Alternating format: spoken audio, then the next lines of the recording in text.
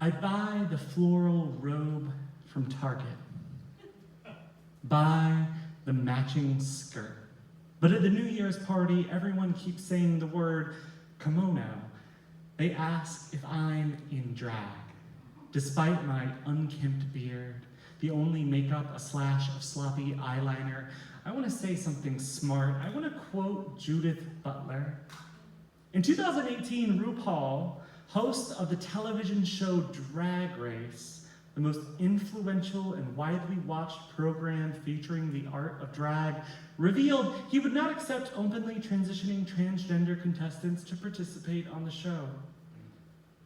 The candelabra, invented during the medieval period, is replaced in immense spaces, abbeys, chapels, feasting halls, with chandeliers to better provide illumination, but also as a symbol of wealth. Their crystal is an opulent wink. The first time I ever attend a drag show, I am trying to impress a girl. She calls me confused when I tell her about kissing a boy. On stage, the queen lip syncs Kesha because it is 2012 and everyone lip syncs Kesha.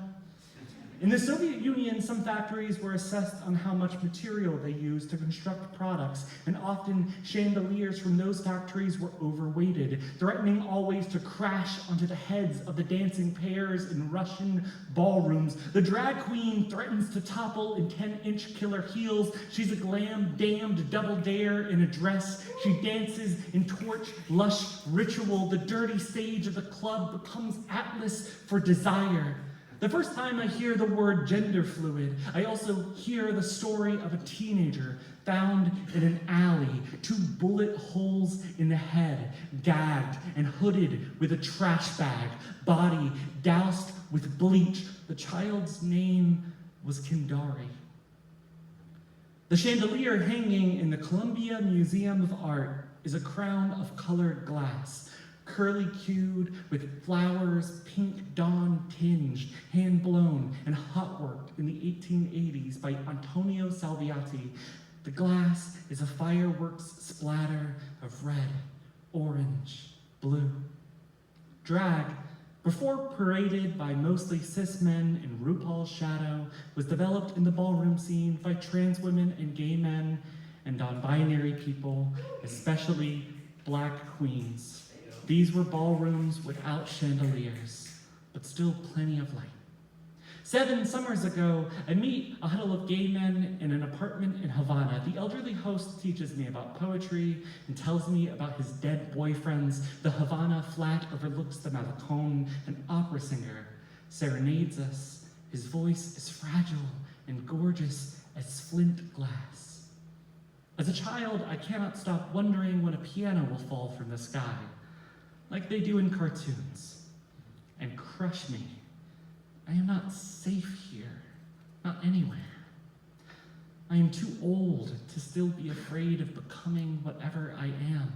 I am too old to be learning new things about my body. The first time I heard the word gay, someone describes a boy tied to a fence post and beaten to death. His name was Matthew. In 2012, at the gay bar, I'm not very good at grammar yet, so I don't actually know the difference between like what a pronoun or adverb mean. But when the drag queen sashays across the stage, I do not syntax desire. It's a gender-fucked sense. I'm pure spectator, all eyes and awe. When I visit the Columbia Museum of Art, I sit on the floor and imagine dismantling the artifice from the ceiling, shattering flint glass until elegance becomes dangerous. Each shard, a translucent dagger, sharp enough to hold to a throat. In the State House of South Carolina, there are men who make laws to make miserable the lives of trans people. Those men have names. They have addresses. I put on a dress, brittle, glittering, taboo, hang me from the ceiling, dripping crystal, and I'll wriggle.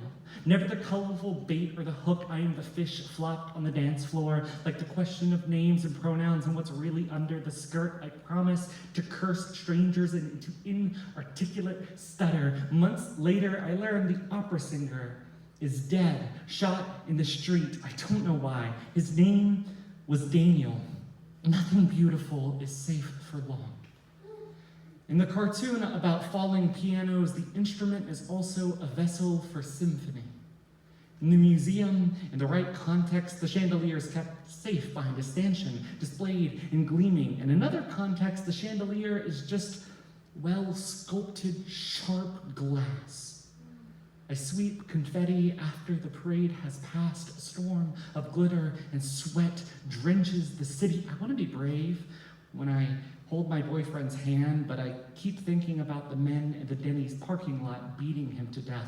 I want to eat scrambled eggs and not fear anyone's hand around my throat. At the party, I try to quote Judith Butler and say, "Gender is a performance I've never been super good at."